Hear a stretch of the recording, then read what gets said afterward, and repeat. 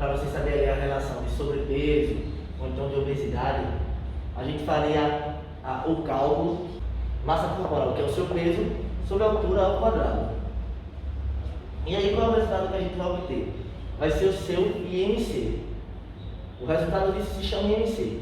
Quando o seu IMC fica abaixo de 20, isso indica que você está abaixo do peso. Ou seja, você precisa ganhar peso para se enquadrar no que é chamado ali de peso saudável. Você teria, falando assim mais simples, um quadro de desnutrição. Você precisaria ter uma nutrição um pouco melhor, ganhar uns quilos para poder chegar na relação de peso saudável.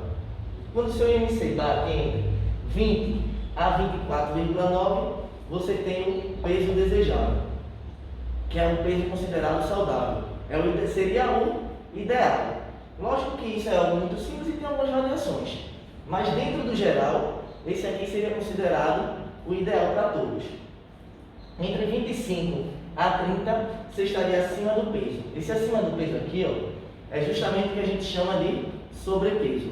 Você está com um peso um pouco mais alto do que o que você deveria. No caso, o IMC. E aqui, quando você passa de 30, é quando você passa a ser considerado obeso. O que a gente tem que lembrar é que é o seguinte: o IMC serve para nos dar uma noção, mas existem algumas diferenças entre idade, entre sexo, que tem que ser levado em conta. Então, após ter essa noção aqui, nós precisamos de realmente uma avaliação física ou algo que tenha um pouco mais de dados para que seja mais preciso. Porém, só o IMC já lhe dá uma base boa para você ter uma noção de como sua saúde está em relação ao seu índice de massa corporal. Então, galerinha, a gente já sabe alguns conceitos de ginástica, qualidade de vida, o que a gente pode fazer para melhorar a nossa vida, nossa qualidade. A questão da falta da atividade física, que vai causar aquela escadinha de sedentarismo, sobrepeso e obesidade, né? Mas também tem algumas doenças que estão relacionadas ao sedentarismo que a gente não falou ali, tá? Uma delas, a hipertensão. Como assim? Vê só, galera, o coração da gente, ele funciona lá, coração bonito, né? Tem lá as entradas do sangue, as saídas, mas ele funciona como se fosse um músculo. Ele é um músculo. Então, quando você está lá trabalhando o músculo do seu braço, com o passar do tempo, o seu braço fica mais forte e maior. O coração, a mesma coisa. Então, quando você faz uma atividade física e teu coração começa a bombear mais rápido, bater mais vezes, ele vai ficando mais forte e maior e, consequentemente, enviando de uma forma mais facilitada sangue para todo o teu corpo. Então, quando tu faz atividade física, teu corpo se torna mais econômico, teu coração bate menos vezes e consegue jogar mais sangue para todo o teu corpo. Uma pessoa que é sedentária, acontece o contrário. A pessoa acaba fazendo nada e o coração tendo que bater muito mais vezes. E isso pode acarretar uma doença chamada hipertensão, tá? Por isso que quando você entra na academia, geralmente eles pedem para você fazer uma avaliação física, que uma das maiores preocupações dele é a hipertensão, que é uma doença que pode matar de acordo com uma arritmia, um problema cardíaco, que pode ser uma coisa assim meio que súbita, você ter naquela hora e não conseguir se recuperar. Então é uma doença grave, tá? Que você pode evitar com exercício físico, atividade física. Professor, o que é hipertensão? A pressão sanguínea do seu corpo está muito elevada. Você precisa de muito batimento para fazer com que o sangue circule no seu organismo. Então, isso significa que a pressão vai estar muito alta e pode ser que o seu coração não aguente e esse pique todo esse trabalho, você tenha aí um infarto, uma trombose, um AVC. Então, isso está diretamente relacionado com hipertensão, tá? Como é que a gente sabe? Quando a gente afere a pressão, já viu aquela expressão 12/8, sua pressão está ótima. Então, 12/8 é o normal. Quando a pressão da pessoa está acima de 14/9, significa que o seu batimento está mais alto do que deveria, acarretando uma hipertensão, beleza? Doença vascular periférica. Eita, nunca ouvi falar disso na minha vida. A pessoa que faz atividade física, o sangue por circular mais rápido nas suas veias, faz com que o seu organismo libere substâncias para deixar essas veias com um diâmetro maior, para que esse sangue seja facilitado na sua passagem, tá? Em uma pessoa que não faz atividade física, acontece o contrário. O diâmetro desse vaso sanguíneo acaba diminuindo e o sangue tendo dificuldade para passar, principalmente na hora de retornar para o coração. Então, a doença vascular periférica é justamente isso, essa redução do diâmetro das artérias do seu organismo, do seu corpo. Hipercolesteremia. Eita, nome difícil, quase que não sai. Essa doença aqui está ligada ao colesterol. Hiper, muito, colesterol. Colesterol é uma substância que está lá presente no seu corpo. É muito importante, você tem que ter colesterol, tá? Mas você tem que ter em maior quantidade o colesterol bom, tá? Que é o HDL, do que o LDL. Tem que ter maior quantidade de colesterol bom. Por quê, professor? Porque é através desse colesterol que muitos dos hormônios que seu corpo precisa vão ser fabricados. Exemplo, testosterona. Ele precisa ter colesterol para que um monte de reações venha a fazer o testosterona, a fazer ele ser liberado também. Então você precisa de colesterol, tá? Porém, se você tem colesterol ruim em grande quantidade no seu corpo, ele vai se acumular nos seus vasos. Se você for sedentário, esses vasos já vão estar apertados, o sangue vai ter dificuldade de passar. Então, uma pessoa com colesterol ruim, ele vai se acumulando, as plaquinhas vão juntando, até acabar impedindo a passagem desse sangue.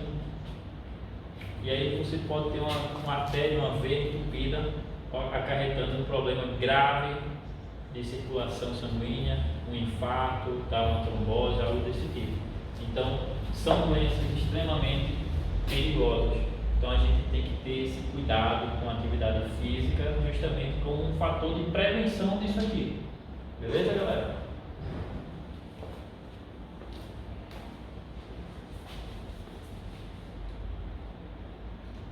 E aí, quando esse colesterol está alto, quando você é inativo fisicamente, quando você come muita comida doce, carboidrato, o seu corpo ele vai começar a armazenar aquilo ali na forma de gordura. E a gente tem a gordura que fica embaixo da pele, que é uma gordura que não vai fazer tanto mal para você, mas a gente tem a gordura que fica lá, nos nossos órgãos, envolvendo nossos órgãos, e essa sim é a gordura mais perigosa, é a que a gente chama de gordura visceral. Então, é considerado um órgão, tá? Pelo seu tamanho e sua capacidade de executar funções no nosso organismo, só que não é um órgão bom, é um órgão ruim. O que é que ela faz? Ela libera cerca de 35 adipocitocinas, que são meio que hormônios que liberam toxinas no seu organismo. Eles vão liberar processos inflamatórios, vão começar a dificultar reações normais no seu organismo, prejudicar a circulação do seu sangue e por aí vai. É só coisa ruim. Juntou gordura visceral, só coisa ruim no seu organismo.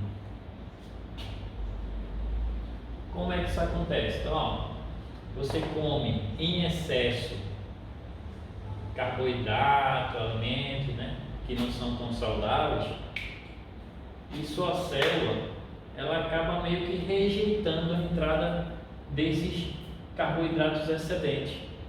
A célula está aqui, ó, redondinha, bonitinha, ela rejeita, o receptor da célula deixa de receber esses carboidratos que estão em excesso, tá?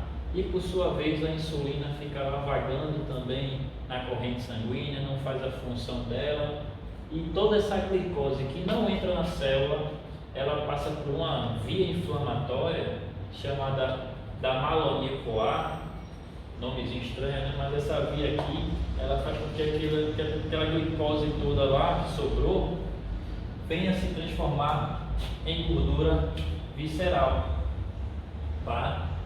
E essa gordura visceral vai prejudicar o seu organismo, como a gente viu lá naquele slide anterior. Além dessa gordura visceral ser formada, aquela insulina que não fez com que a glicose entrasse no sangue, porque a célula rejeitou, essa glicose, além de virar gordura, ela vai vir deixar você diabético. Você vai começar a ter um excesso de glicose no sangue, além da gordura visceral do seu organismo, você vai ter glicose em excesso no seu sangue. Se a glicose está no sangue é porque não entrou onde? Na célula. Quando ela não entra na célula, a célula deixa de receber energia e você acaba não realizando as funções que deveriam ser feitas, tá? Então, mitocôndria é lá que precisa de energia para funcionar, para a célula, para ter uma respiração celular, para que você consiga realizar suas funções do dia a dia, como por exemplo uma atividade física, você não vai ter essa energia. Então a diabetes é basicamente isso, a falta de energia dentro da célula. Por quê? Porque a glicose ficou vagando na corrente sanguínea, tá? Ainda falando em diabetes, tá? Só para dizer a vocês, tem vários tipos de diabetes. Então, como é que ela se classifica? Geralmente, as pessoas falam de tipo 1, tipo 2, beleza? É uma forma mais simplista de definir a diabetes. Por essa forma simples, seria tipo 1, defeito no seu órgão que produz insulina. Então, quando o teu corpo não consegue produzir insulina, a gente diz que é a diabetes do tipo 1.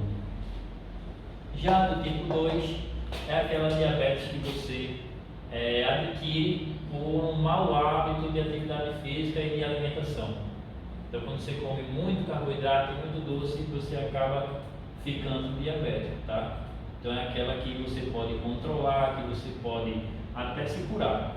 Enquanto a tipo 1 não. É uma diabetes mais crônica que você vai controlar apenas para o resto da vida. Beleza? Então, vamos lá. Redução da capacidade do pâncreas de secretar insulina. É um dos motivos da diabetes existir.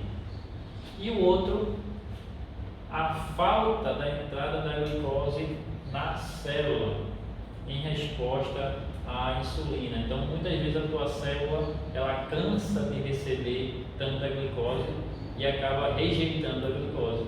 Às vezes você tem insulina, mas a célula não quer receber, porque ela já recebeu demais. E isso vai acabar acostumando a tua célula, e quando ela precisar de glicose, o receptor dela não vai querer deixar a glicose entrar, tá certo? Então a gente tem a insulina dependente, que é aquela pessoa que vai tomar insulina para o resto da vida ou enquanto a doença estiver crônica. Tem a insulina não dependente, tem um tio que ele tem a diabetes, mas é justamente essa aqui, ó. Ele não depende de insulina, ele toma uma medicação para diminuir essa questão do carboidrato, diminuir a glicose no sangue, e aí ele não precisa tomar insulina e consegue viver normalmente, tá? Gestacional, quando a pessoa, a mãe tem diabetes, muitas vezes ela passa para o filho. Às vezes algumas doenças acabam acarretando a diabetes também. Então, a diabetes ela pode ser passada para o feto, pode ser passada para o bebê. E como eu falei, a diminuição da tolerância a glicose. Volta lá, Atos.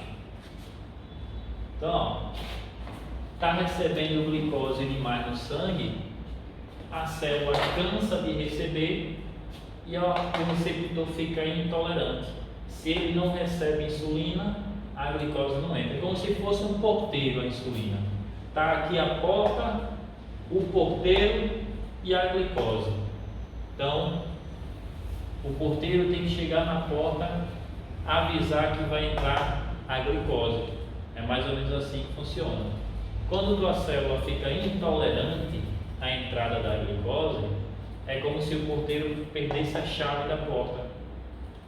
Ele tem a função de abrir a porta, mas ele não consegue abrir. Então, a glicose não entra na célula. Então, é justamente isso que acontece com a pessoa que tem diabetes. Beleza? E quando a gente faz exercício físico, tá? A gente estimula todo aquele processo lá de acontecer e evitar que você tenha diabetes. Tem um transportador dentro da célula que ele é chamado carinhosamente de GLUT4, porque ele é glicose transportador 4. Ele é o responsável para chegar lá no receptor e trazer essa glicose da membrana da célula para dentro, para ela ser utilizada como fonte de energia.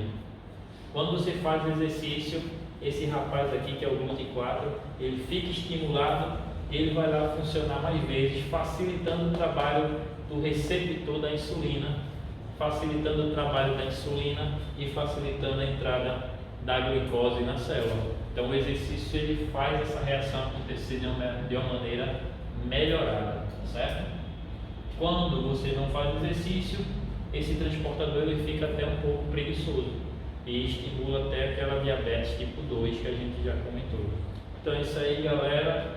Tenham cuidado com seus hábitos, procure nutricionista, façam uma alimentação correta, se nutram do que é necessário na quantidade certa, procurem fazer atividades físicas, se for preciso um profissional de educação física, cuide da sua vida, cuidado com a sua hora do sono e tenham um cuidado maior com a sua vida que ela vai melhorar, a qualidade vai ser muito melhor, você vai viver bem e por mais anos.